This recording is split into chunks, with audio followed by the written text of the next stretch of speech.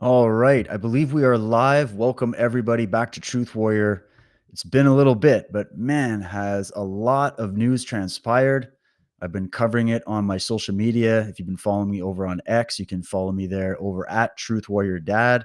Also on Substack Notes, you can get me over there at DW Truth Warrior. I've been putting my 2 cents in the mix and watching from over here in Canada with what's been going on with Trump in America, with Iran, the Israel thing.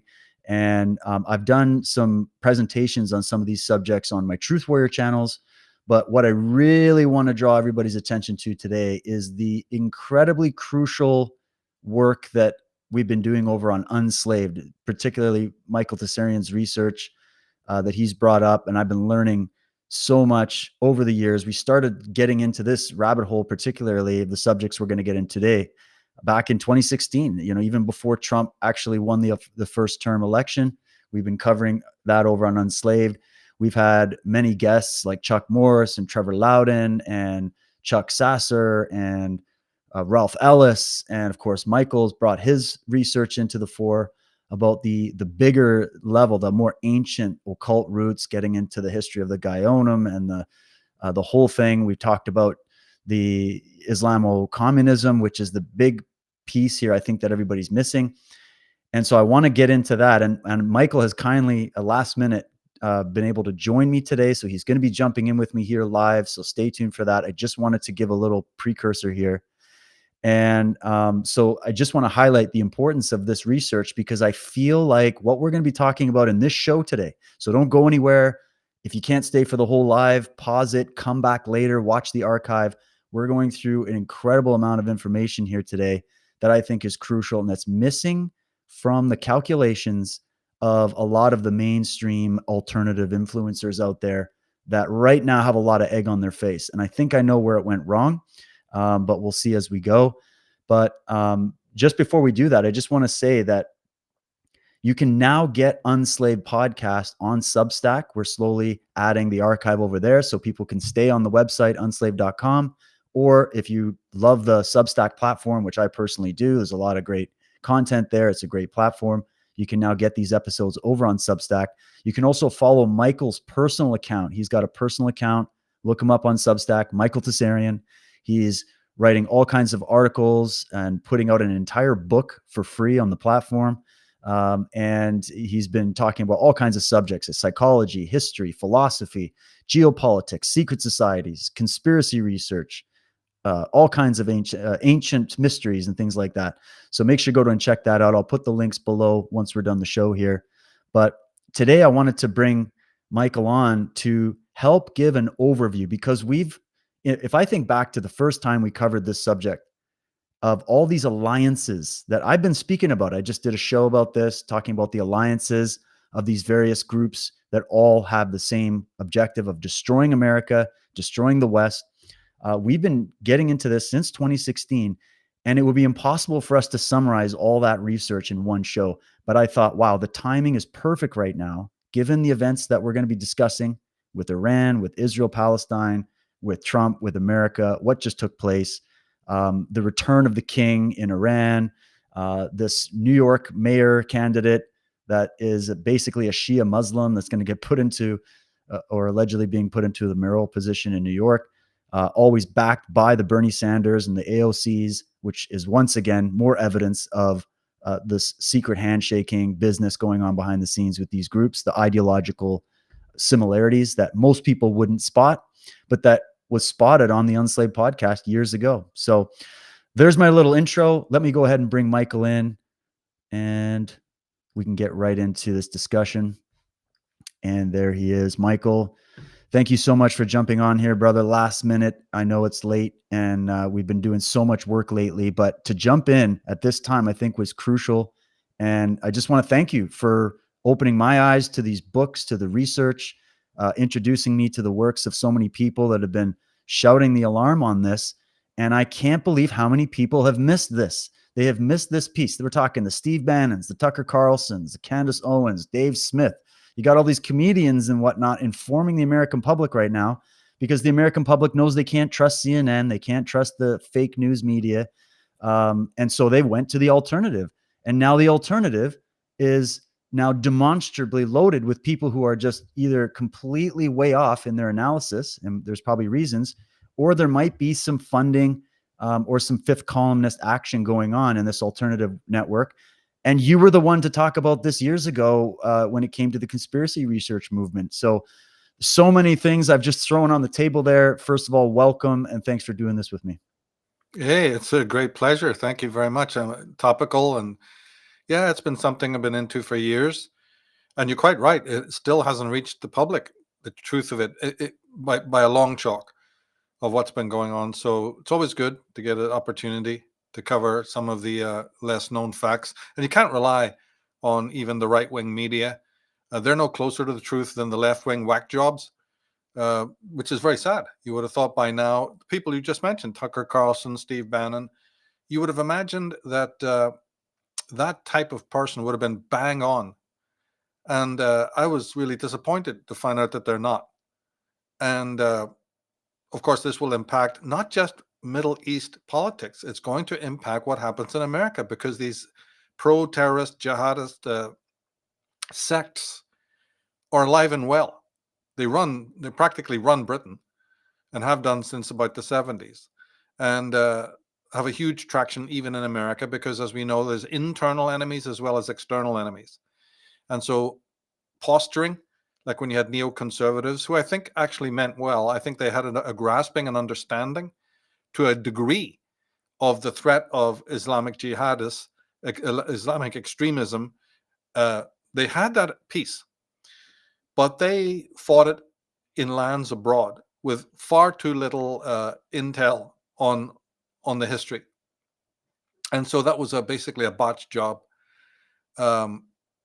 They weren't listening to Trevor Loudon or Pamela Geller, or Gad Saad, or Charles Moskowitz, as you mentioned, or Ralph Ellis. They weren't listening to those people. They didn't have that peace.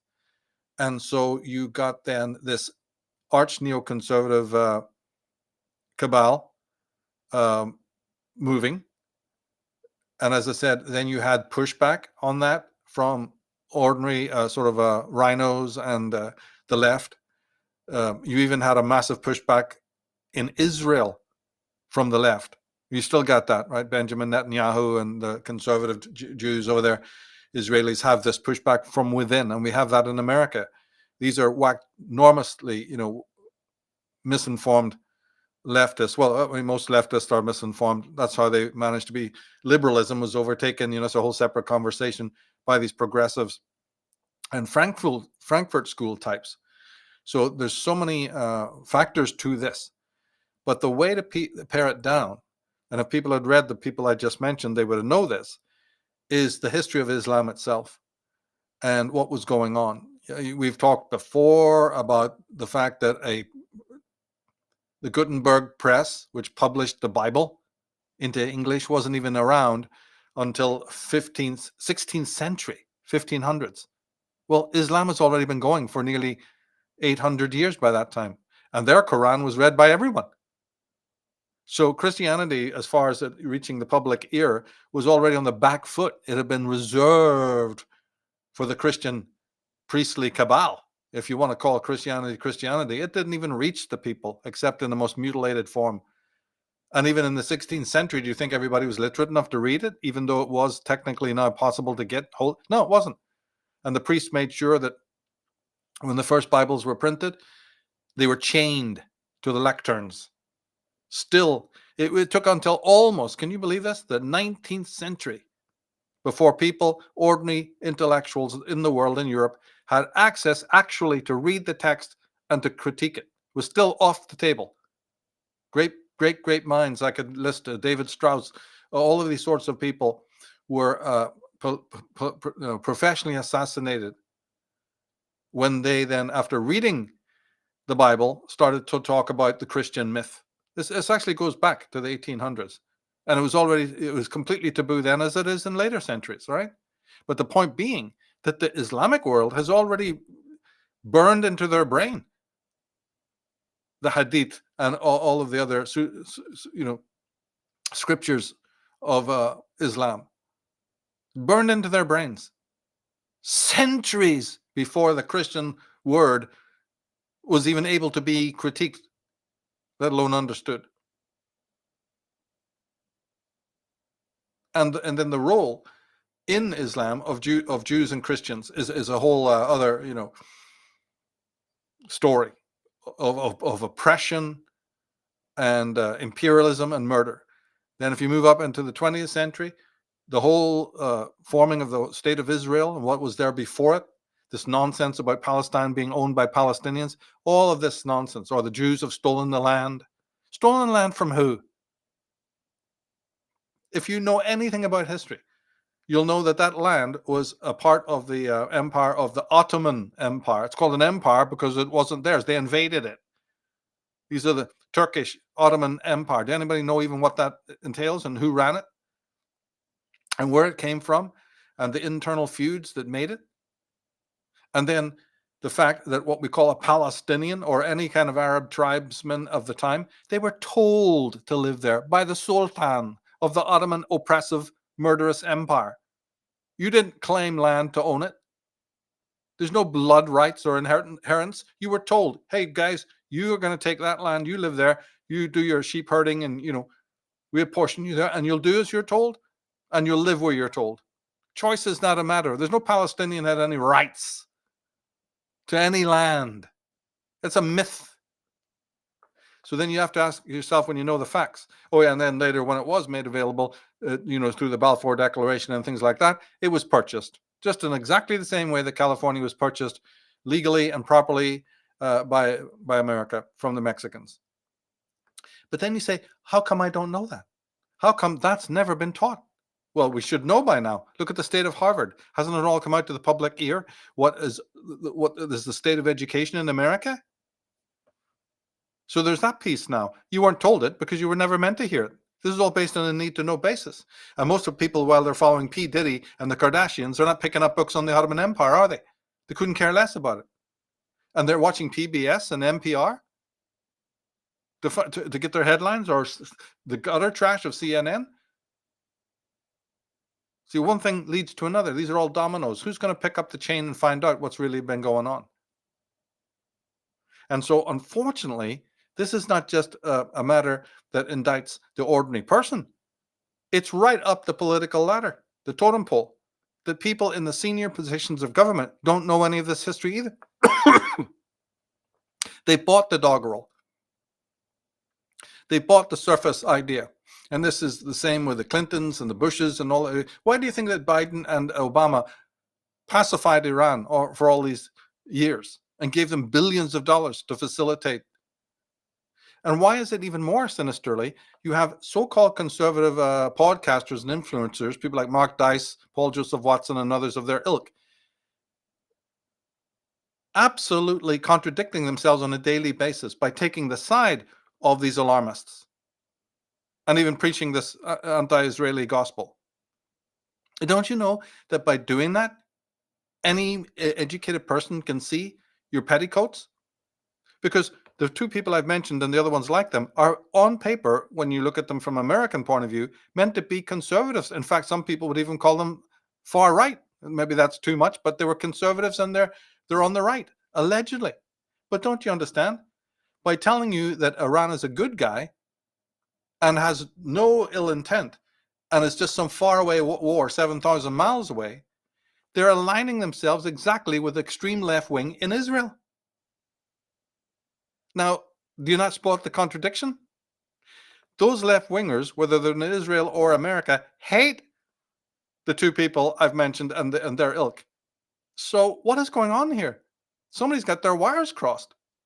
Yeah, this all comes from this lack of knowledge. So from whichever angle you look, there's something really off. How can you call yourself an American conservative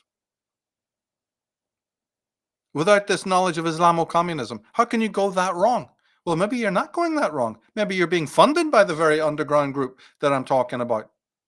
And that's why you have your message. And that's why you suffer no sorts of shadow banning. You're all over the media. And during the time even of harsh deplatforming, it never happened to you. See, I don't know. I think very differently. So I apologize for my ruminations. But see, when you know the underground story of the amount of the underground movements that are not just terroristic in the obvious sense. There's a money power, a black hand money power operating under what we call Islamo-communism. It's not inert, and it's not just located in the Middle East. That's optics. That you want to be seen like that. So that's what the left hand, the right hand doesn't know what the left hand is doing. And those who do know what's going on are so far and few between, and many of them have chosen not to publish on this matter. So, taken together with just the normal the stats on ignorance in the world, in the West, about history, about the Balfour Declaration and all the truisms that one could, and we've been talking about it for years. We've been doing absolutely master works on this, but it's never going to be popular. I mean, I've given up long ago. It's not going to be popular, but the truth is the truth regardless. So when now, sometimes though, a good thing happens. Sometimes some of the contradictions I'm talking about leak to the surface. They boil up so that the ordinary person, the layman, can spot these contradictions I'm talking about. And we're in exactly that place right now. So if you listen to some of these pundits, and this includes people on Fox, and certainly these the MAGA dissenters, and then these influencers, as I've just mentioned, it leaks up, and their contradictions are like hugely apparent to people. So I worry that everybody goes back to sleep, and those are forgotten and can be swept under the carpet. No, these are the right time for you to spot these contradictions and remember them for the future. And even though you may identify with some of these people and like a lot of their content, as I myself do, you've got to be aware that there's more to it than that. And you've got to sort of also be sharp and critical enough that when they put their foot in it, and when the hidden agenda is being enunciated, you're spot on. You've caught it, and you bookmark and you go, that's not quite right. How can a conservative in America suddenly be identifying with the arch left whack jobs in Israel, who oppose what the prime minister there and the conservative policy is over there? Isn't that absolutely counterintuitive? How can you be aligning yourself with people who absolutely despise you, which suddenly you're both of your ideologies now are doing a little marvelous little waltz together all of a sudden? Something's wrong with this picture. And a critical person in his own guard. So we can leave it there, but my God, be aware of these things. Very, very important. It's where I'm at, and this is why I'm glad you were able to come and do this. And it's my thoughts as well that there's a much bigger. You mentioned the bigger hidden hand. It's not just located in the Middle East. You've done presentations on Unslaved, the Eastern Illuminati, getting into that sort of faction. No one else that I've come across, even some of the guys you've mentioned, have collated it all together the way you have. There's the people you mentioned that'll give you the tidbits. Like I've got Amir Tahiri's book, Holy Terror, here, right? And we can go through the history of the Templars and all that, and then the history of the liaisons. We've been doing this on the shows. We did some with Caleb Lamont on this. Getting into all these. Basically, the idea here is, regardless of anybody's particular religious or secular beliefs, we're talking about an attack that took place at the institutional level in the West. The target is the West. So the way I rationalized all these weird alliances going on, like how do you have queers for Palestine? How do you have in Toronto right now, Michael, in Toronto, Ontario? I used to live there. There's protests. So they had everybody's swapping out flags. They're switching out the Palestinian flag for the Iranian regime flag. And they've got pictures of the bastard that runs the regime. And they're like standing in solidarity with the Islamic regime. And all I've been trying to do is tell people, look, especially Canadians that have no clue at all about what's going on at the geopolitical level here, never mind the history of it, is go listen to an Iranian person tell you this. I started doing that in X, or on X, on that platform. They have something called Spaces. And you can go in and you can actually converse with people that fled from the Iranian regime. And that's what I started doing. I'd go into these spaces and I'd start raising my hand. We'd be talking to these people, and they will tell you the history of the Islamic takeover of Iran and how it got taken off its other much more natural Western progressive approach, where we wouldn't have had all this funding seedbed or hotbed of terrorism all throughout the Middle East, right? We would have had the rise of this Persian empire. We've had Jason Georgiani on back in the day, Unslaved, to talk about the Iranian Leviathan thesis that he had. But many others as well were commenting on what was going on in Iran. They were saying, how is it that, and there's some of them live in Ontario or whatever, and they were like, how is it that I'm an Iranian that fled that regime to come to a place like Canada or America? And I try to talk to the locals there, and they tell me that I don't know what I'm talking about. And they're like, I literally fled the freaking regime. I saw what they do. Those guys don't go to watch Taylor Swift concerts on the weekend over there. They go watch women getting stoned and hanged, or people getting I don't think people understand it, right? Let alone what you were hinting at, which is that that's just one little pie that you got to watch. What about the alliances between these Marxist groups, the Marxist infiltration or I guess handshaking that was going on with these Islamists? We broke down also the handshaking with the fascist regimes, with the Nazis, with the meeting of Hitler and his top guys with the Grand Mufti of Jerusalem and all of that. The funneling of Nazi propaganda into the Middle East for decades, right? That people don't know about. And then it all rises up and you realize, well, the woke radical left in America, the Marxist, the socialist, your AOCs, right? There's that wing. So Trump as a president has to deal with like the enemy from within that's kind of part of their own camp. They've made alliances with these Islamists that maybe they just have their own agenda and it just so happens to work for the guys on the high table. And then you got to worry about the threats from China and Russia and all these other things. And I think what's happening is people don't understand that there's been alliances formed behind the scenes from groups that on the surface would be completely antithetical to each other, right? And this is where, when you started breaking this down years ago and we started bringing all the guests in and doing all the deep diving, my mind has not ceased to be blown on a daily basis about how many factoids I could bring up from just following the current news that are vindicating that argument. And here we are, I think, with the biggest vindication of all about what just took place over the last 12 days. That's right. Yeah. And see, while the world thought that Russia and China were threats, and they are to a degree, they never saw Islam. Islam was only something that threatened Israel. So when secret societies use the term hoodwinking people, it implies that there's a hood over your head. And there has been a hood over the head of most Western people for a long, long time, particularly in regards what Israel is, what it stands for, who its enemies are, and all the rest of it.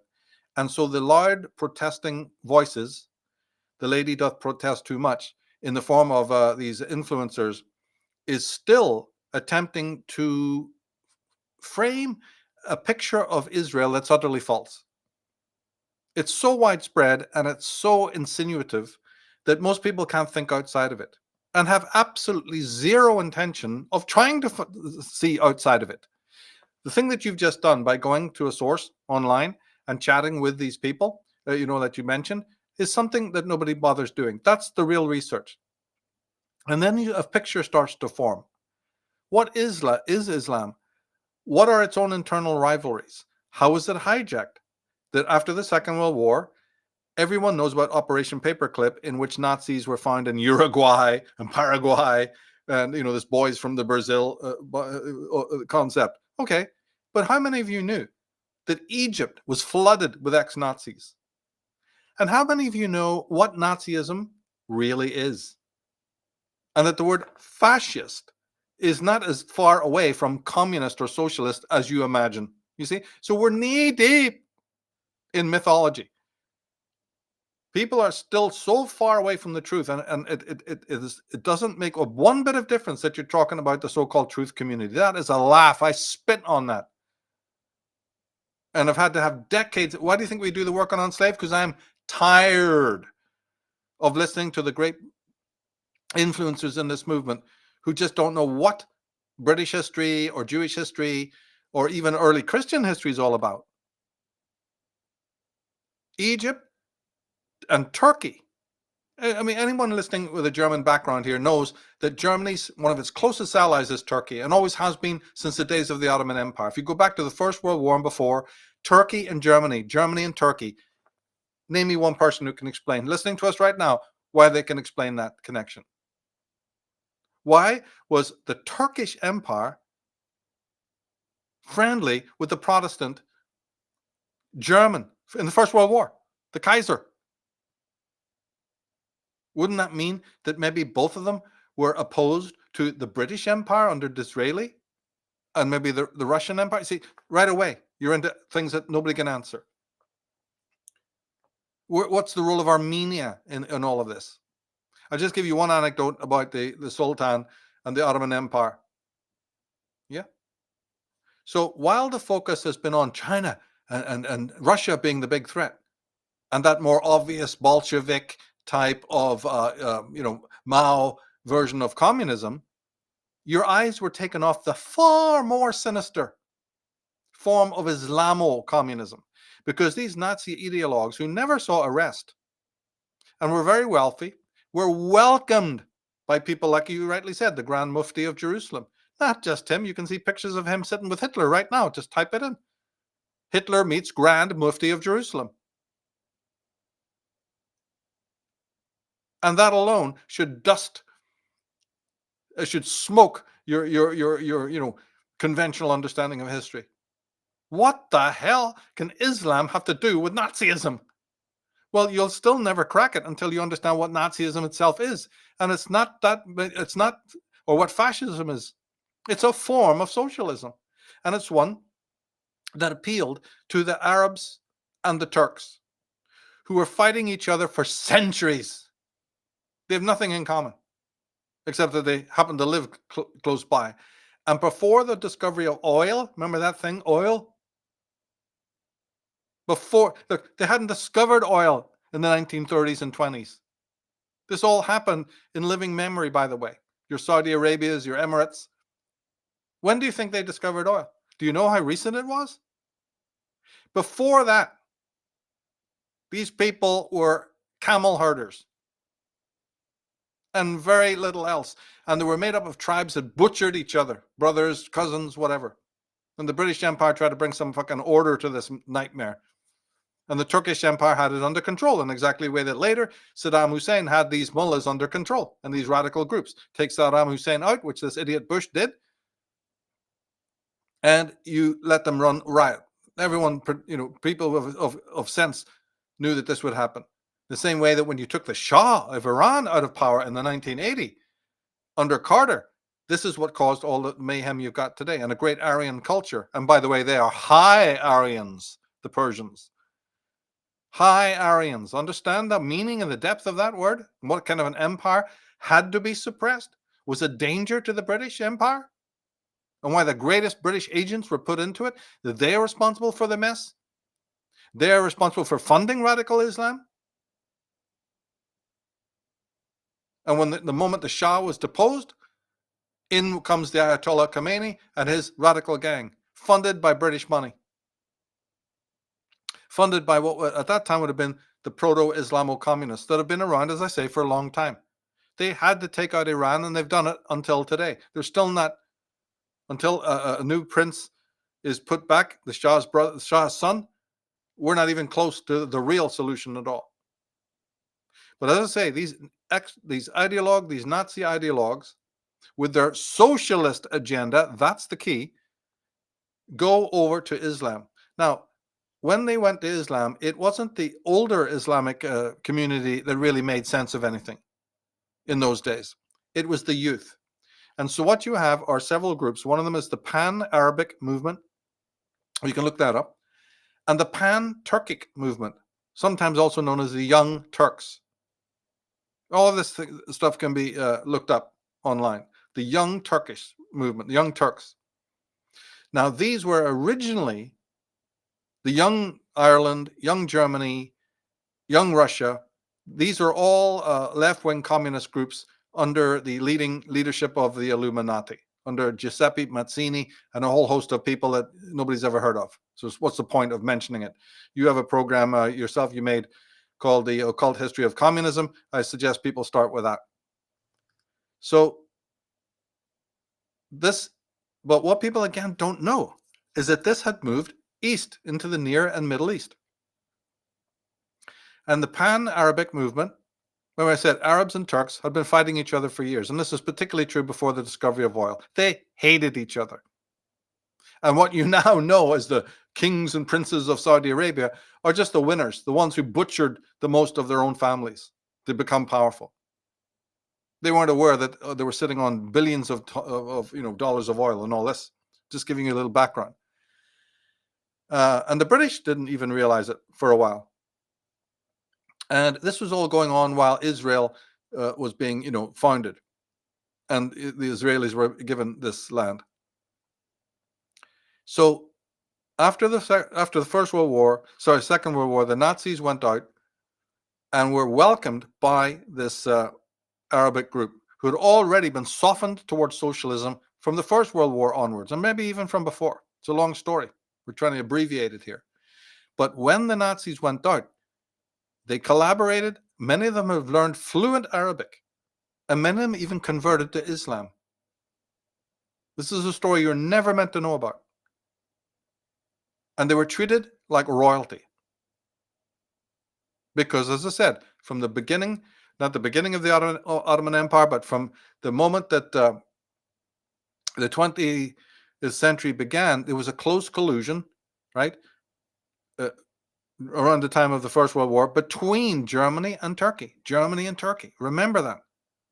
So later on, Germans were welcomed, just in the same way that later we have an invasion of Turks into Germany. It's one of the biggest immigrant group going into Germany today is the Turks. Why would the doors open to them specifically? It's all again to do with what we're talking about now. That collusion has existed for decades. But cast your mind back to this period, where leading Nazi ideologues are converting to Islam and going over into Islamic countries, and which have already been softened towards socialism through the Pan-Arabic and Pan-Turkic movements. If you look those terms up on, say, something like Wikipedia, the first thing you see is a red flag. They come under the worldwide socialistic network. And we won't continue going on with their history, but because I just want to make a simple point. How come you ain't never heard of it? How come in all the reports on television and the documentaries galore, nobody's ever talked about this? And when you really go into it, like we've done on Unslaved, well, you can go way back into more even distant times and find out that some of the biggest Jewish communities were in Turkey after the Jews were suppressed in southern Spain, Sephardic Jews. Turkey, of all places, now this is a Muslim state. The Sultan and various other leaders of Turkey welcomed Jews in their hundreds of thousands to come from Spain into Turkey, and they did, and they moved to a city called Salonika. I think it's called Thessalonica now. And so one of the largest Jewish communities on earth was here. But the other thing to realize is that when they were invited to Salonika, they were treated very well, which is unusual for Jews to be treated well. Yeah, they also were in Baghdad heavily. But let's just keep the focus here on Turkey. So a very, very large group of privileged Jews lived in Salonika and did very, very well. So this ties in with Jewish history as well. And it turns out that some of these people became billionaires. Have you ever heard in, the James Bond franchise? You have a character called Blofeld. Blofeld, who appears in several James Bond, the guy stroking the cat and all this, right? Master criminal, is based on a real character called Basil Zaharoff. You can look him up.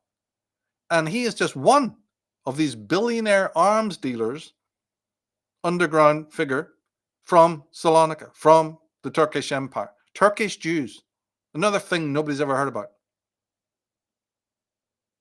And so and these are the Jews who are very important in conspiracy research. The anti-Semites don't know anything about this. They're throwing darts in the dark. And so some of these rich merchant families became Macy's. And they're part of the Young Turkish movement. Young Turks being mostly Turks, yes. But there's also this crypto-Jewish aspect. So when you're sniffing around looking for a Jewish conspiracy, I'll give you some advice. Why don't you try looking in the right place? Instead of just throwing wild diatribes against, Mr. Steinberg living at the end of the street. Let's go burn him out. He's got a Jewish name. Yeah, nice going. Don't confuse these people with them. But again, back to this thing. We are undereducated in some of the most fundamental aspects of the movement of this Islamo-communistic group, because it was seeded by Nazis who are not normally thought of as being socialist. Again, that's thanks to your colleges, thanks to your teachers. There's no need to be idealizing teachers, especially in America. These are dogs.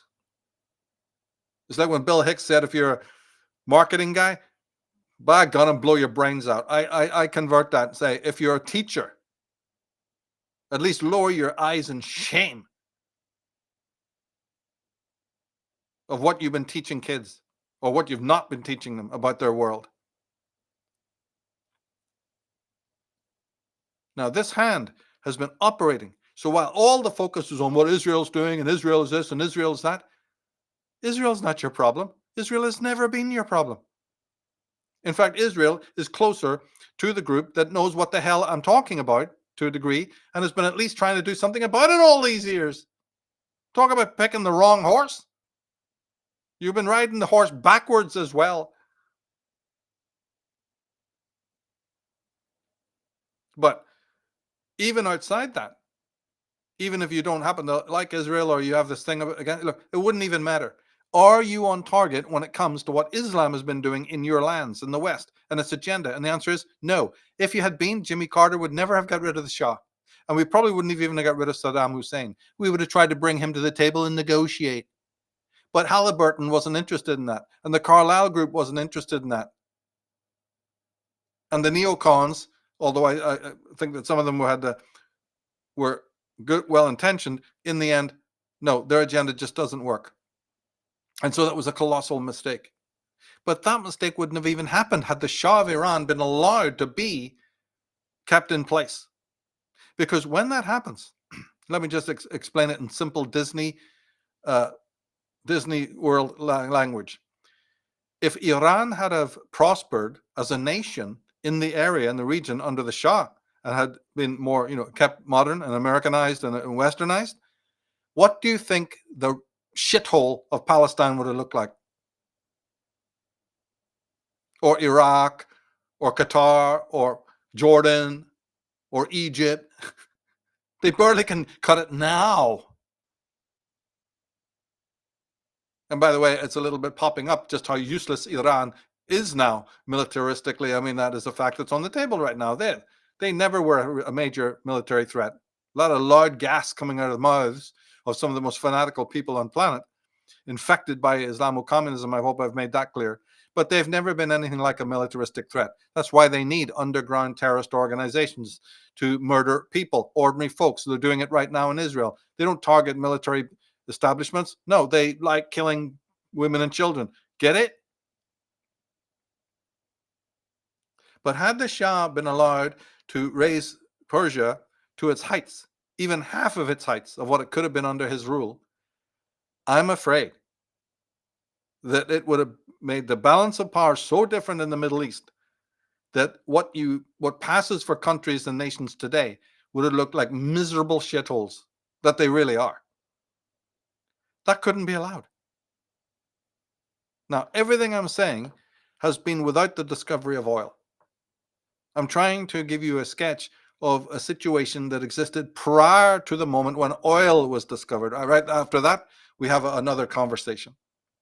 Because now this foul group of socialistic Islamo-communism is bankrolled.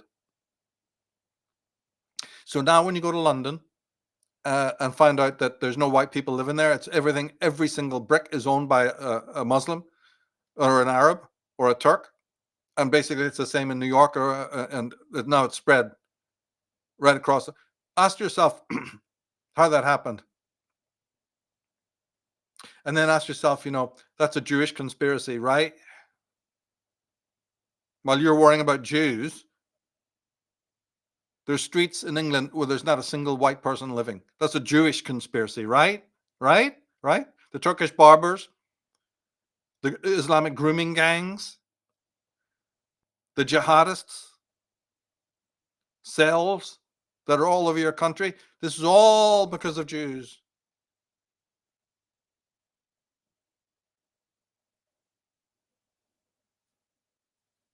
And yet, that's all you know. That's all you know. And it's all a lot of people want you to know. A lot of people in the so-called conspiracy movement, I'm sad to say. Now, we know that on Unslaved, and we've been operating that way and digging deep with that in mind. So we have some extraordinary programs. You're quite right. On the Guyonum, I would definitely recommend Princes of Light.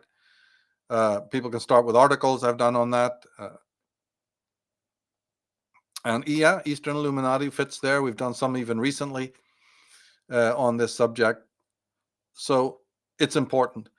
But until you've got this piece about the First World War period, all this time leading up to the discovery of oil, you can't understand it. And then at this key moment in history, when oil was discovered, these camel herders hadn't the faintest idea how to mine it.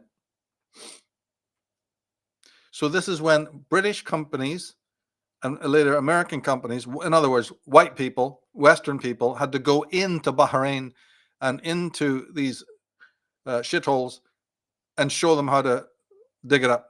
Just in the same way that this modern Western architects that have got to go over to Dubai today, right, and Qatar, and build their houses for them. Did you know that?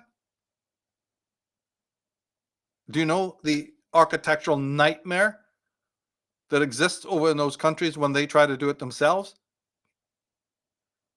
Big cities and big houses, there's no sewage systems. We just forgot. Yeah.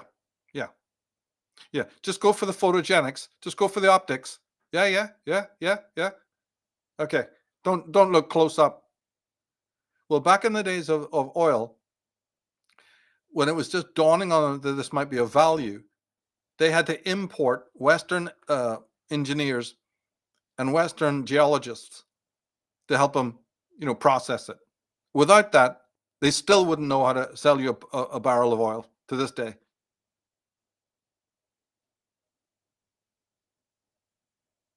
But as I said, that's a different conversation, in the aftermath of becoming billionaires, to the more deeper history that we've just been trying to sketch in a little bit. And some of it affects Israel, the founding of that place through the Balfour Declaration, and many things that people don't know about, have no idea about, don't care about. And now with the Islamo-communists in the greatest positions of power in the world, thankfully not in the Trump administration, but they've been there with Obama and Biden. That's why billions were given to Iran, and there's no other reason. They don't want the Shah or any of his relatives coming back. This is a nightmare. And that's why it's pivotal what's just happened right now, because we're on the cusp of that. I hope that does continue, naturally, of course. But that wasn't the original plan by any means, you see. They couldn't have one of the greatest Aryan empires that the world has ever known rise up for what it would do in contrast. And then we have to ask, well, who would be the people in the West that would be threatened by that? Who are these Jimmy Carters? What kind of forces are behind them? The Council on Foreign Relations? I mean, who doesn't want those Arab countries to do well? Especially Iran. And then who pulled the plug on Iran, put it into the hands of these lunatics. And by the way, the Ayatollah was languishing in style in Paris for all those decades. In Paris, living like a multimillionaire, like one of these, again, as I say, criminal underworld figures from James Bloody Bond. and just walked in on a red carpet to take over Iran once the Shah was deposed. One of the worst things that's ever happened in world history. So, the question arises then, who would want that? How could it possibly get brokered? And why the hell is America, of all places, behind it? Why was Bush behind the destruction of Saddam Hussein? Mission accomplished. Remember all those ludicrous photographs where he dresses up as if he's a pilot? Are you having me on? That was on the front of Time magazine? And people bought it? Mission accomplished? What, for Halliburton? They were all in bed with the Carlyle group that was in bed with Osama bin Laden.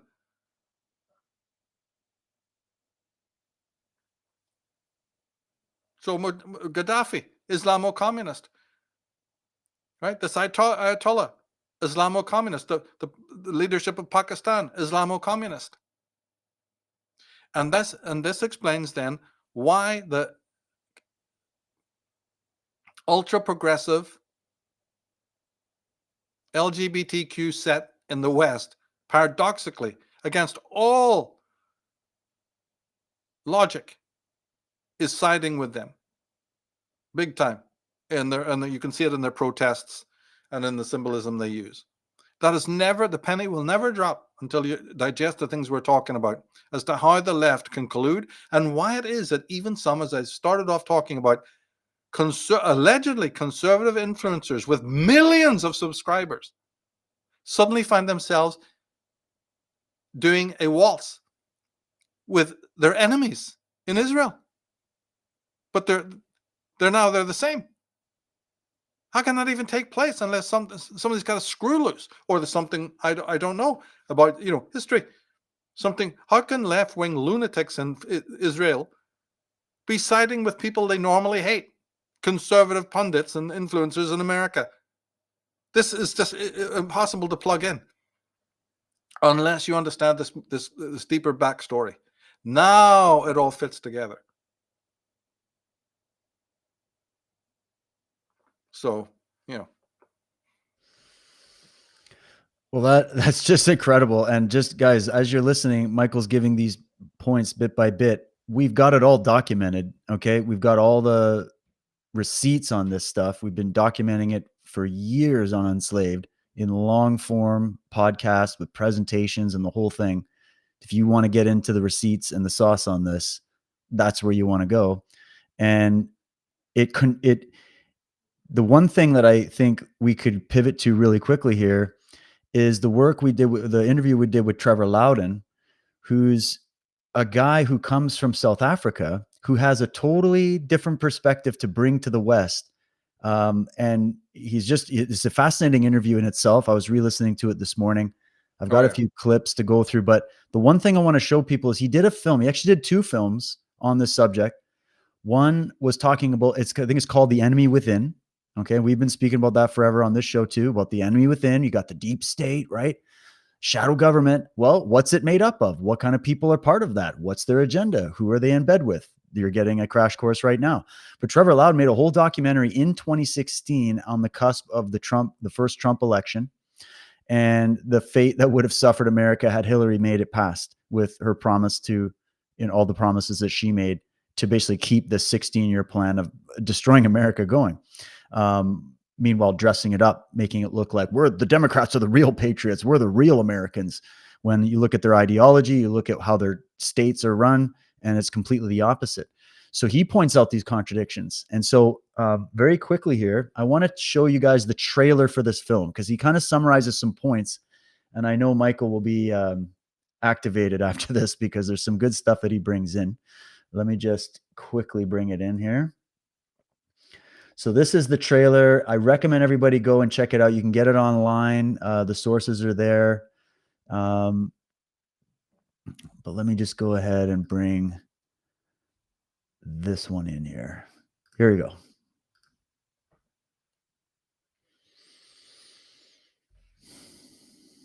Oh, it's just doing its thing. Bear with me one sec. Actually, I'm not going to do it like that. Sorry, guys. We're going to do this. Sorry, Restream just giving me a hassle here. Okay, here we go. My name is Trevor Loudon. Trevor Loudon is a guy from New Zealand. He's a dad who was concerned about the world. I'm an activist, author and researcher from Christchurch, New Zealand. He is the official commie hunter. For 5 years, I've been traveling to the United States to expose the greatest act of betrayal in modern history. That old school communism that you saw with the USSR, it's not dead, it's alive and well, and it's not just in North Korea. The United States, a country founded on the very principles of liberty and freedom, whose soldiers have shed blood for more than 200 years to protect, is now facing the most dangerous enemy it has ever seen, the enemy within. I've been following your stuff for a long time, and it's overwhelming. Why is America slowly sinking into poverty, despair and socialism? Why is the American economy teetering on the brink of collapse? Why are the allies of the United States slowly backing away as its enemies become more brazen? Is this all an accident, perhaps a coincidence, or just inevitable decline? Or has this been a deliberately engineered attack on the greatest nation the world has ever seen? We actually have bad actors who have penetrated our system, basically making decisions the way Iran and North Korea and China and Russia would like us to make decisions. So basically Trojan horses inside the infrastructure. Yeah, an insider threat. America has enemies operating in the highest levels of the federal government who are deliberately working to bring the nation to its knees. If you look at every policy that the Obama administration has instituted, it has an older brother living in Venezuela. The enemies within names names and pulls no punches. It exposes exactly how hardcore anti-American activists have penetrated the highest branches of the US government and are working together to destroy the Constitution and finally extinguish the American dream. We're seeing the disintegration of a noble world order. If America falls, every Western country goes down. If America is weakened, our allies are weakened. And then we talk about dominoes. Every free nation will fall alongside her. Understand what this is really about. We've never been in more danger from these powers. The enemies within will expose the names, reveal the faces, and show you what the mainstream media won't allow you to see. The enemy is within because they are in our government.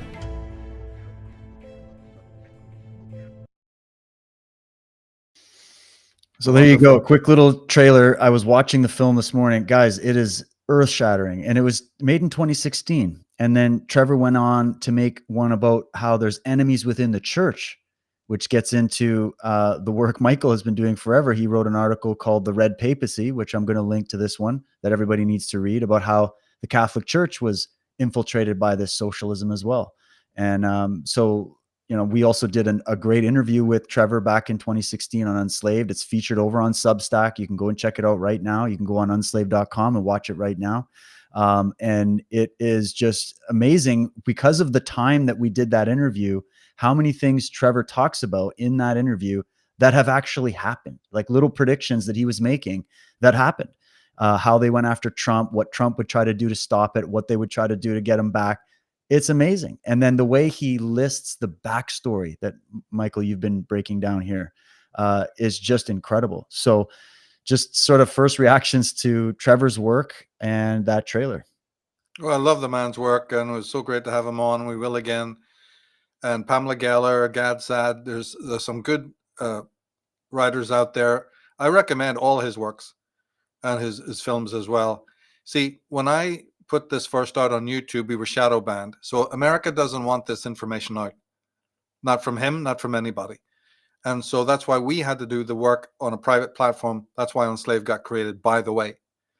Because the moment that I started to put this information on Facebook, back around 2011, 12, that kind of time, we had a few good years, but then the shadow banning came in, and immediately, as soon as you start going against Islamo-communism, these platforms shut you down.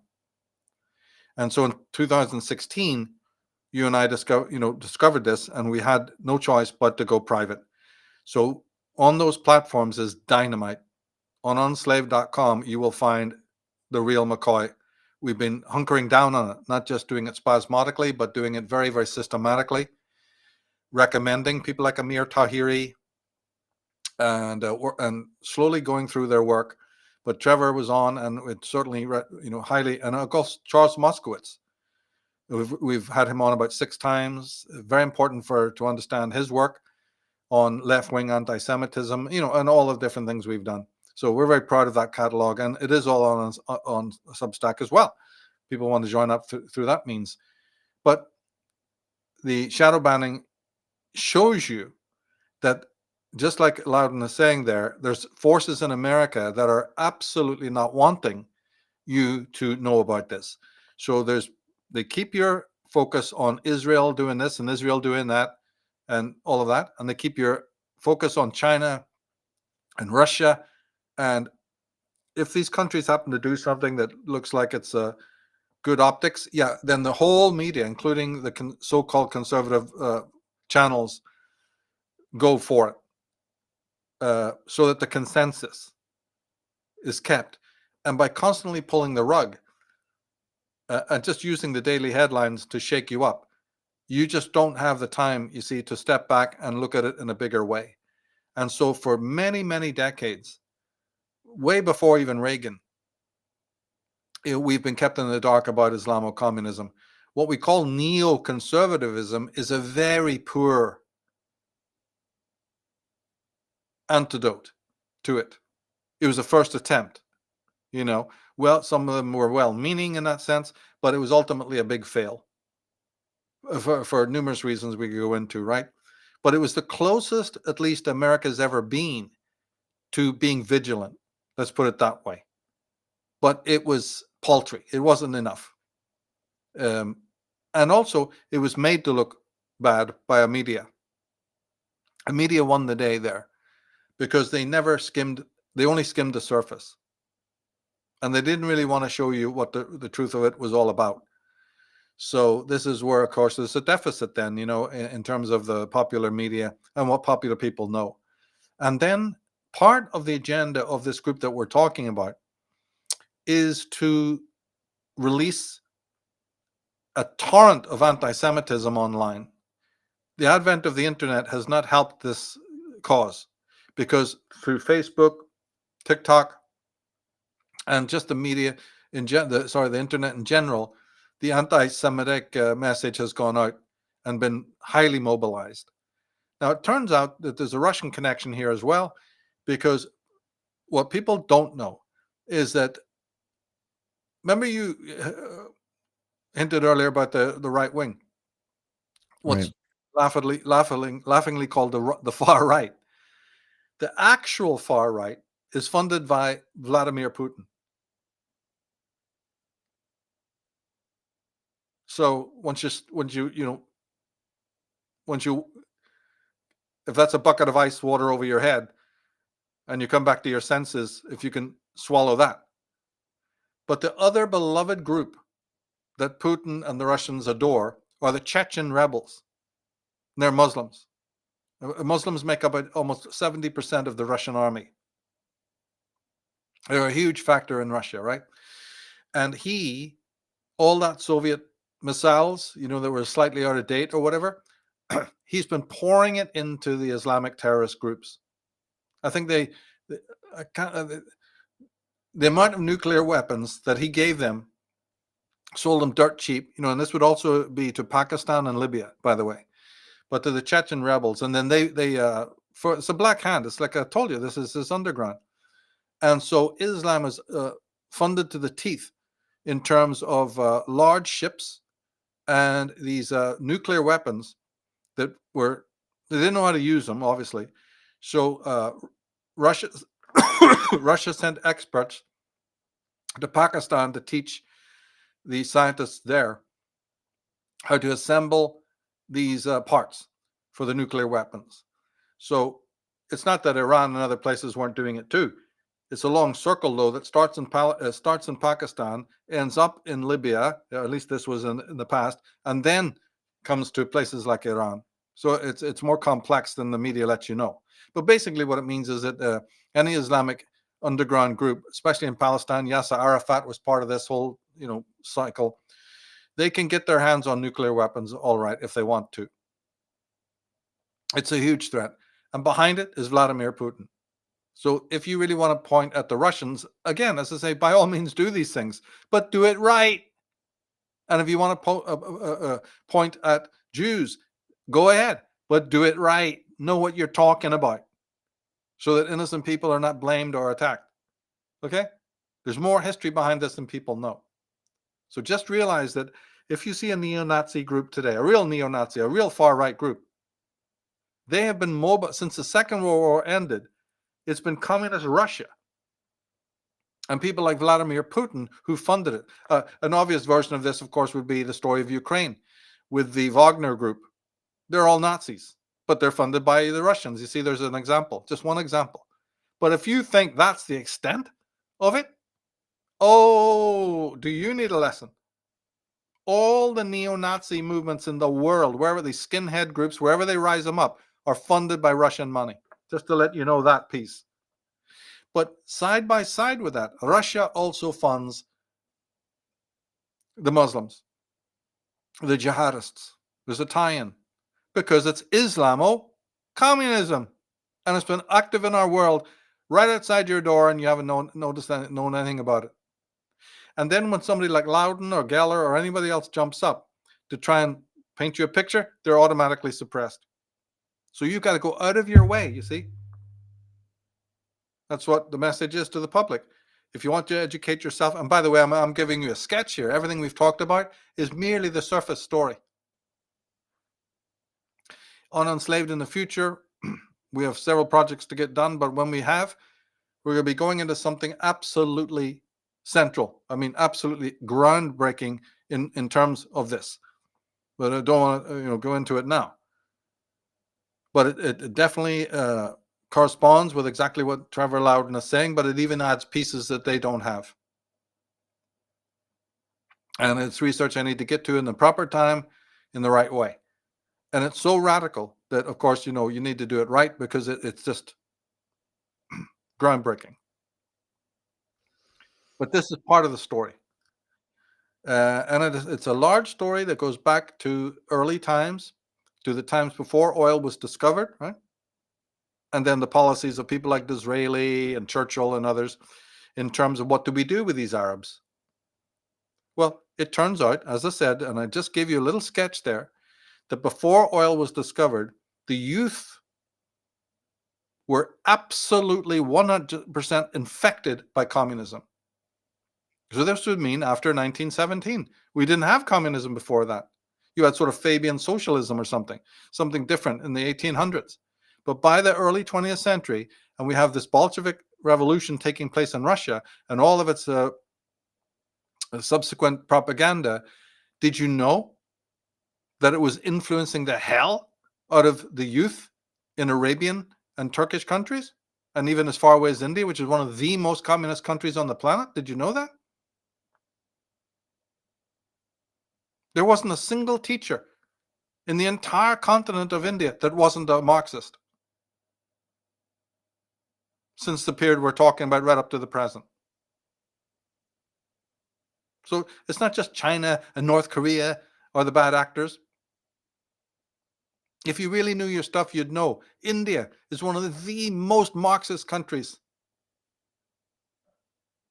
That Pakistan, that Afghanistan, you see, all of this other stuff that the West has no clue about, and you're not meant to know about it. So they just say, "Oh, we got Osama bin Laden to worry about, right?" You know what I mean? Yeah. It's called monotheism, focusing your attention on a narrow part of it and making sure that however that's turned and framed, it remains narrow so that you're never told about the background and you're not allowed to hear any sound bites from anyone who does know it. When's Amir Tahiri was ever interviewed? Today we're quite lucky. There's a few Loudons out there and Gad Sads and people on the Ayn Rand Institute that will inform you, but you've got to go looking for it, folks. And then I find out that you turn on the alternative media, your Alex Jones types and all, and they're not dealing with it either. So this is where now Michael Tsarion got pissed. I would have expected much more from the alternative research community, and guess what? It's a big fucking zero. And they don't come to your aid. I know this. All your David Ikes are card-carrying communists. I wonder who's funding them. Well, anyway, I don't want to burden you with my worries.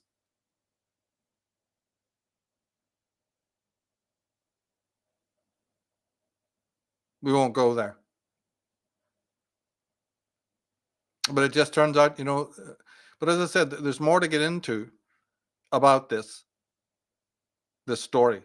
And it goes back to the time before oil was discovered.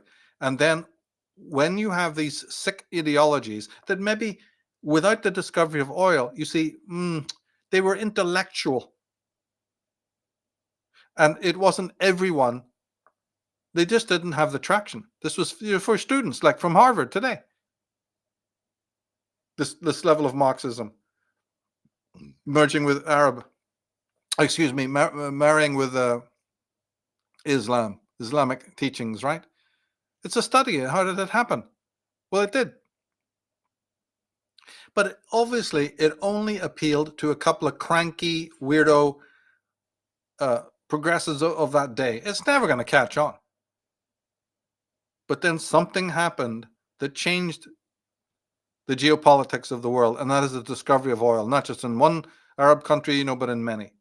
And now one of the consequences of that infusion of wealth was that the groups that we're talking about here now became much more mobilized. They had the financing to spread like an infection throughout the world. Like I said, into India and the other places. And so this is one of the great threats that Loudon is wonderfully talking about, Trevor Loudon. So while you're focused on the Balchi version of Russia and China and North Korea, your eyes are not on the Islamic version, and this now, what this does though, is it says whether you like Islam as a religion or not becomes a separate question and a separate problem, right? Islamo-communism is a separate question. So I may like Christianity or I may not like Christianity. But left-wing, if Christianity is infected by left-wing ideology, we're onto a different subject. And it's the same with Islam. It's the same with Judaism. You get cranky left-wing nutball whack jobs in Judaism. And they're a major, major problem. And you need to know about them because they play a role in all of this. And you have it in the political left in America, who are some of the sickest and stupidest people walking the planet. You've seen them raging around in Los Angeles recently. They're talking about no kings. But it's okay for King Soros and King Obama. Didn't they treat him like a king when he was voted in? Well, look at this, Joe Biden. He wasn't a king. But Trump is the king you don't like? Isn't this a creature, Trudeau? You're telling me he was treated less as a king than Donald Trump? Look at the derangement of these people. So it's two hands to clap. This was set in motion in the days of Carter. But my God, if you think it all started there with the deposition of the Shah was just one big hurrah that they had in the 1980s. But the 40 years before that, the discovery of, the founding of Israel. Before that, you got the First World War and the collusion between the Turks and the Germans to look into. Before that, you've got the very phenomena of the Ottoman Empire itself. What is it? What was its worldview? What was its role in its different colonies? And so when the pro-Palestinian people are giving you all this guff about them owning the land, they don't want you to know about the Ottoman Empire and the Sultan and the bankruptcy finally in the last days of the Ottoman Empire that then forced the Sultan against his will. But they were so bankrupt, they brought in Germany to try and help them as an empire for many decades, but that ended up not working. And so finally the Sultan had to sell the land to the Jews. To get that? Sell the land to the Jews, who had been wanting it for years anyway. Zionism goes back up far. You wouldn't believe how far back that goes. And they had the money and they bought it. And with it came the wealth of the Dead Sea area. which is rich in minerals. We've gone into all of this in our programs. And so they became very wealthy. They had the money to then finally buy weapons from the West to help protect themselves. Nothing wrong with that. They did well because they're very industrious. But the same old policy applies. Just in the same way that you couldn't have a modern Iran rising up to shame all these other Arab countries, in the same way you cannot have Israel there to put to shame all the other Muslim countries, the toilets that they are. But again, back to the point. As far as we know, the social media platforms, what we know as the internet, is absolutely flooded with bad actors from KGB Central, from the Islamic, Islamo-communist underworld, funding all the trolling and the rampant anti-Semitism of it all. This involves TikTok and lots of other things. It's reprehensible, obscene, and they wheel out the same old tired anti-Jewish doggerel decade after decade, none of it with any meaning whatsoever. It's so paltry, and we've step by step gone through it all on Unslaved. All these references from the Talmud and all of it, all the anti-Semitic doggerel can be swept aside easily once you know what's been going on. That is not your problem. Israel is not your problem. Far from it. And we still have work to do on that, though. Yeah, from what I'm gathering, it's just such a vast subject, and it includes diving into many subjects simultaneously, which I know is incredibly difficult to do. And the average person doesn't either have the time or desire to take the time to do it. So at least we do have these platforms that we can collate all together, give people the information, and then hopefully they can take the time to actually validate it for themselves. Good to see more people are, though. I'm encouraged to see a lot more people didn't really fall for this set of shenanigans that have gone over the past few weeks, done by all these paid actors and woke right or woke left and the whole thing. They haven't fallen for it. And that's good to see, but so many still are. And I think there's many well-meaning people that are as well, which is why we got to keep doing this. So if you can catch those curious researchers who got into this kind of research years ago, maybe something woke them up, maybe it was the pandemic, maybe it was 9/11, maybe it was something else, and they got into it, a well-meaning person can be led astray by expert, well-trained psychological warfare agents, right? You got to be careful about that. And then also people will lead you astray with their own ignorance as well. And there's that to be brought into bear. But just before we move into the final section of this one, Michael, you had brought up a link you wanted me to show up here, something to do with Islam. Here, I can bring it up for everybody. This one here talking about something called Dhimmitude. I don't know how many people know what that word means or what this is. Well, that's right. Just go to Dhimmitude laws on Wikipedia or on any online encyclopedia and look it up. When I mentioned earlier how poorly Jews and Christians were treated during any kind of Islamic dominion, whether it's the Ottoman Empire or anywhere else, just research that one page, and that will give you an insight into what we're talking about.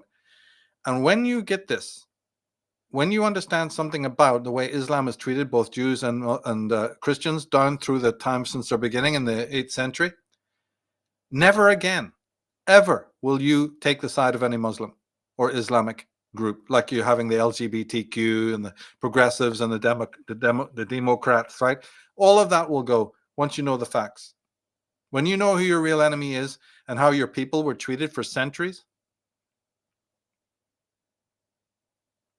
and that even the richest and wealthiest Jews, for the most part of their time, were treated like animals, then even though you're in the 21st century, you will know what's going on, and you will know what stance to take when it comes to Islam and its spread. Okay, just study that one page, and you'll have to rethink, because otherwise you'll be caught up in it.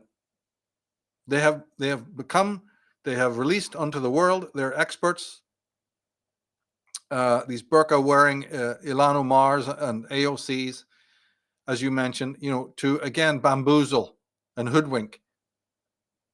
But I think if you just study these simple things that we're talking about, you'll be immunized toward all of the claims of these primitives, and you'll know where you stand and why you stand with the West and who your enemy is. You've got to brush up on that. You can't be, allowing them to dictate the narrative. Absolutely. Absolutely. Oh, let me bring here we go. And yeah, there's much more to go into on those things, but just getting into that alone, I think will help people understand this on a deeper level. If the evidence of all of the attacks across the Western world over the past 20 years isn't enough, like open attacks on our soil again and again and again. Hundreds. Go to an AI. If you don't have the time to go do it, go to like a Grok or whatever, ChatGPT, and just put in how many jihadist attacks have occurred on Western nations in the last 20 years or so. Just start there. And that's not getting into what you were breaking down of all the funding, where this all came from, how it's all organized from the top. But just to give people like a cold shower, you listen to a Tommy Robinson or somebody like that, who he wasn't one of the guys that fell off a fucking wagon with this. He just got out of jail and he's still trying to slap people awake with this. And other guys as well that have been out there blowing the whistle. But just, getting into even some of the films that we're talking about the history with this, like El Cid and many others we've referenced. There's a legitimate history to that about what our ancestors here in the West had to put up with. And the fact that we're just open door policy here. I'm hearing that in Canada, they're now accepting in some of the guys from the Iranian regime. Like, are you, and again, this isn't I come in and I go, look, I've studied religions my whole life because I'm very curious about that subject. And there are many things about all these religions that I love if they're put in the right context. And there's many things in there that don't make any sense at all unless you understand how these ancient cults operated and what was really going on with them. You've been given a sanitized version of history. I think everybody can agree on that. You've also been given a sanitized version of how these cults and these religious movements even were formed and who formed them. And then the history that happened after that. So that's another thing we've done on Unslaved. But, this isn't an indictment personally for me saying anything about the average Muslim, Jew, Christian, Buddhist, whatever, atheist. It's that one thing you highlighted, Michael, in a brilliant clip that I've put out many times for people when they come at me with the whole anti-Semitic stuff, is you were bringing up how if you're looking for the poison pill here, you can't just look to one group and just have this one brand. You've got to look at this left-wing politics, which is what we're talking about, which is now left, right. But it's this woke or this, it's basically, I think it comes from, it comes from the occult world that's been put into the surface layers that people don't know about. And it's a bastardized version that's led to lead average people astray. So they go to the church or the mosque or the synagogue to just have a spiritual connection of some kind or a community connection. They maybe look at themselves culturally as identifying with that particular faith. Like there's a lot of cultural Christians and cultural Muslim, there's that. But what we're looking at here is the penetration of the cabinets, as Klaus Schwab would say, when it comes to your religious institutions. So you can look to the history of the Vatican. You can look to the history of you brought into the Middle East that nobody knows about. You can find it in Judaism as well. You can find it in the secular world as well. The infiltration of these Marxists. They called it the long march through the institutions for a reason. Okay. And this has been a slow capture. And the one thing they all agree on is they hate Western culture. They hate the West. They hate the principles of the rest. They hate the freedom principle. They hate the idea of an individual that has their own thoughts and rights. And they definitely hate America. And one thing they bring up is, well, the reason, like if a Dave Smith comedian was sitting in here, be like, well, the reason they hate America is because America bombed them. That's the only reason. Just because they went in and like for no reason at all, just went and bombed everybody. And that's why they hate the West. That definitely adds to it. But what you've shown is that this goes back to something that the world doesn't know about. And I put this quote that I got from I think it was the one we did called Islamo-Communism on Unslaved. It was just a sentence you said that I put in my presentation. and I'll bring it up for you. I'd love you to kind of wrap on this one. It's that all nations are deceived about the origin of the ancient feuds that have split the world. It was just such a powerful statement. And that's how I started off that occult history of communism. And I just thought maybe we could expand just a little bit on zooming up the level here as to how old, how big, and how grand this agenda to destroy the West has actually been. Oh, yes. I'm glad you did. See, Islam has always been inimical to Christianity and to Judaism from its start, prior to any left-wing involvement, right? We've got to understand that it was unimaginably violent, conquestative, and oppressive, right from day one. So when you mentioned Amir Tahiri and the history of its violence against Christians and Jews, this is a given from its it's not a religion of peace. It's been inimical to Christianity and to the West from day one. But the point I was trying to make through this whole presentation is that when it, during about the First World War, became infected with this communistic, socialistic ideology, the hatred for Christianity, Judaism, and the West now went through the fucking roof. Which was already there to start, was already poisonous to begin with.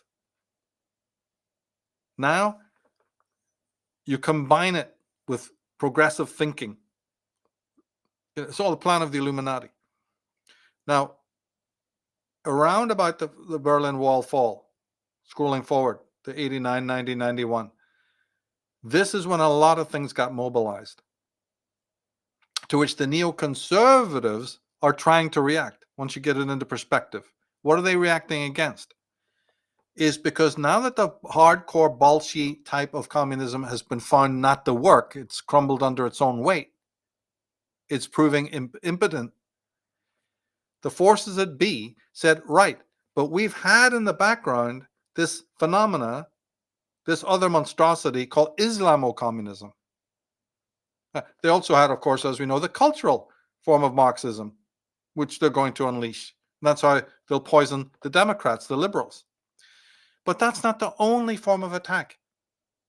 When the Bolshevik plan, that version didn't work, there's two other, right, monsters of this hydra. One we know about, which is progressivism, and our research community has been down on that. That's good. We do have knowledge about that. But this other one is allowed to thrash around, and almost no one, except a few people we've mentioned, ever talks about it. And it is as powerful as the other. It's been unleashed. It was there in the background, but I said it only was there for some intellectuals. It probably would never have had a power, but it got power.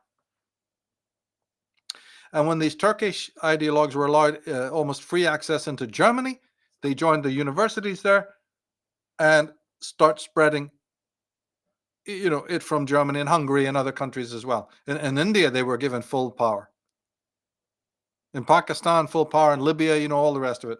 And in Iran, now we realize. But we've got to be very aware of these attempts to sort of, again, this monotheism, focus only on this, focus, they'll allow that.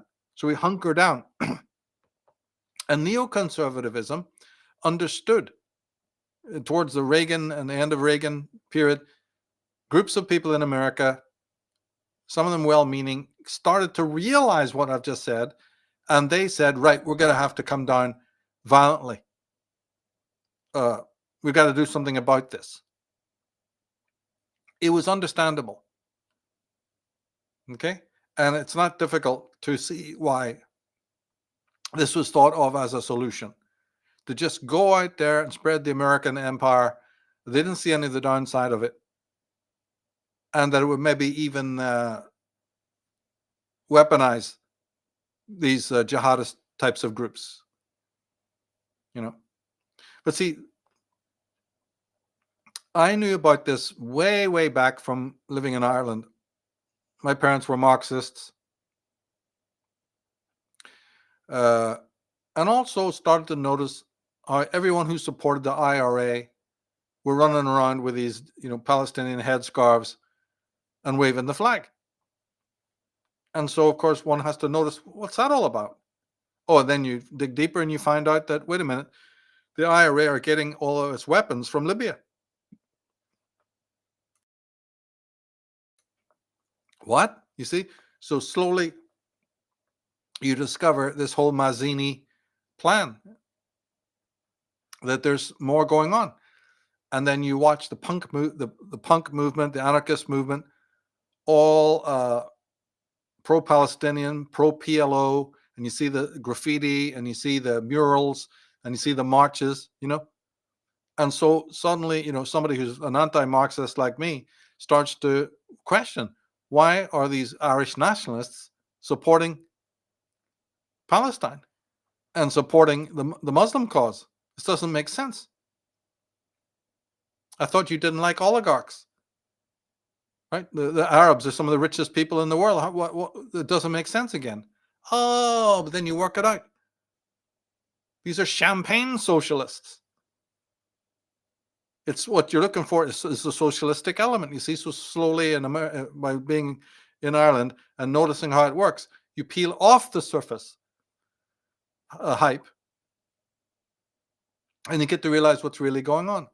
And then with this money that they've all inherited, and their actors on television at that time, through movies, documentaries, they fund the anti-Western, anti-Jewish, they put out all this propaganda. Then when the internet came along, it's literally a tornado of the same thing. But it's almost like the lady doth protest too much. What they've actually stupidly done, especially this was on Facebook, it could be seen clearly by any sane person, is that they inundated it too much. And they left footprints. And people could see that this couldn't possibly be individuals in the world just putting up these pro-Gaddafi, pro-Putin, memes and all the rest of it, the pro-China stuff, the TikTok stuff, whatever. No, this is too much. They overdid it.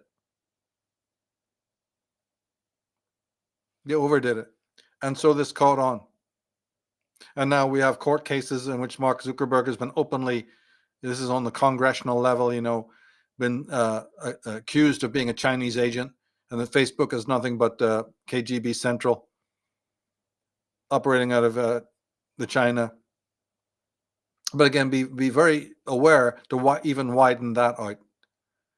But yeah, some of this is now leaking to the surface. But there's more to be done, and on Enslaved we're going to do it.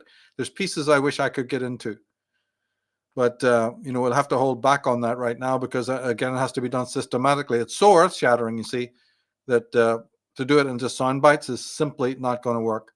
The case has to be laid out in that way, much more succinctly, so that people, again, are not, one of the great bugbears of our age is that it's just all sound bites, that everybody's knowledge, because they're just focused on the social media aspects, they're not being roundly educated into what progressivism really is, all of its different tentacles.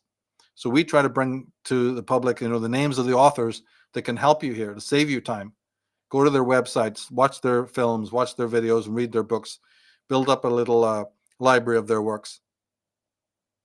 There's many that we mention on Enslaved all the time. Well, very good. And yeah, guys, it's so big, and especially when you bring in the ancient feuds and rivalries, and we went into a whole thing on the history of the Templars, because this obviously brings up the incursion, the bringing together of the East and West, and what really happened in these secret society networks, and getting into what went down in some of these Masonic lodges that actually also adopted this socialist ideology, and then pumped it in through the French Revolution, and so many, there's just so many layers to this that bring us up to where we are right now. And it's like the hidden history of the world, especially the hidden history of the Western world, and what really, and it explains it gives you more context to what's happening. And then it's an easier thing to identify who are the goodies, who are the baddies, who are the people really fighting for the truth and fighting for the West and fighting for freedom, and who are the ones who are just playing a part in a in a movie, right? Who are just playing a part. And that's why, I'm glad I was able to bring the work that I was able to do and bring you on this show and do Unslaved, because it's literally the only place you're going to find this very unique blend of research from these authors, and not just mentioned casually, deep dives into the books, into the sightings, into the sources. For those of you out there who are like, where's the proof? Where's the proof? You're not going to find a show out there that's going to give you university level information in terms of sources. Every episode on Enslaved sourced to the yin yang. All the articles you've done, it's a compendium of source material. So you can go to the sources, you can go to the horse's mouth on this. And then, after you do that, your job is pretty easy, because it's all just happening in front of you right now. It's all just very blatantly obvious once you understand these missing pieces that have not been presented to anybody. And that's why I'm glad we're able to do this. I think we should keep this show short and start to wrap it here, because we don't want it to go too long, because I want people to actually sit through and watch this. And then I think I'm going to do a separate show down the line, maybe in a week or so, once the dust is settled on some of these things. And I'll go through a little more of the backstory that I've got. But if you want to get caught up, guys, go check it out, unslave.com. Go check out Substack. Go and follow Michael's Substack. Go read the articles. I'll start posting on my X account and on my notes account on Substack. I'll start posting some of the references we've gone through here and some other sources for people that might be interested in learning about this. And I hope we can do this again soon. And also, Michael, we've got some crazy things coming up on Unslaved too, to keep going into, expanding more on these subjects. We've been doing the Dead Sea Scrolls. We've been doing many subjects that we've been following, but I feel like it's all really starting to come together. So did you have any closing remarks there to leave people with here? Well, no, you did that's a great closing there, but I will say that, you see, our campaign to educate the world on this was seriously retarded for almost a decade because of shadow banning. We would be a lot further ahead. I'm very conscious that we're way behind when it comes to reaching the public with this information, because we had to go do it through Unslaved, right? It could have been done another way, but your Facebooks and your Googles and your YouTubes prevented us doing that. So this means that we can really pat ourselves on the back that we didn't give up. With that kind of obstacles, you just say, well, then fuck it. I'm not going to, let people rot. But instead, we diligently and under the gun, we continued. So it's all there for Enslaved. People can find it there. We didn't stop, regardless of being shadow banned and put into a box and try to, attempts to be silent. So what we've got there, members are able to, dig deep into that information that the general public didn't get hold of, and might never have got hold of if we had made the choice to say, well, then the hell with it. But we labored in the dark, continued with the research regardless, to get this information out. We've had Ralph Ellis on talking about Islamo-communism. We've had Charles Moskowitz and others, Trevor Loudon. And you and I have done many, many programs on it from that angle to really help bring it out so that people can see so much more. And this will then help a lot for people to get a perspective that's, just not out there. And as I say, it's not even out there today anywhere near the mainstream. And there is even more to come. There'll be, because of this holdback, even though we did great on Enslaved to keep going, actually some stuff is still there on the shelf. Nothing can be done about it. But what the good part of it is, it will be got to. The coda, the swan song, the final pieces of the puzzle still need to be put in. But I know that members who are diligent and been following it, well, they'll have those pieces leading up and they'll know what it's all about. But when these things happen in the modern media today, these events, it's very, very important, because these are helpful then to have periods where things leak out. So when you saw some of the conservative reaction and the climbing the walls, and the doomsday merchants talking about it's all over, we're going to be in a war forever against, and time and time again, they've used this line and they've been proven false all along. But it's okay, because this helps bring it to light. Sometimes something happens, I don't know, to bring things to light, to draw attention to a particular issue.